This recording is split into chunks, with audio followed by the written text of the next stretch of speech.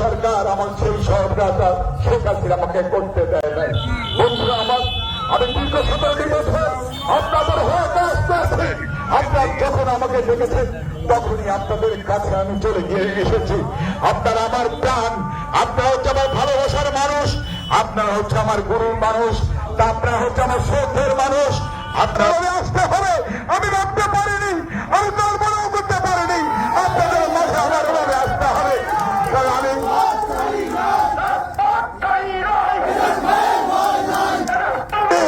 চলো এখানে ভয় ভয় নয়, এবার তুমি এগিয়ে চলো, আমরা আছি তোমার সাথে।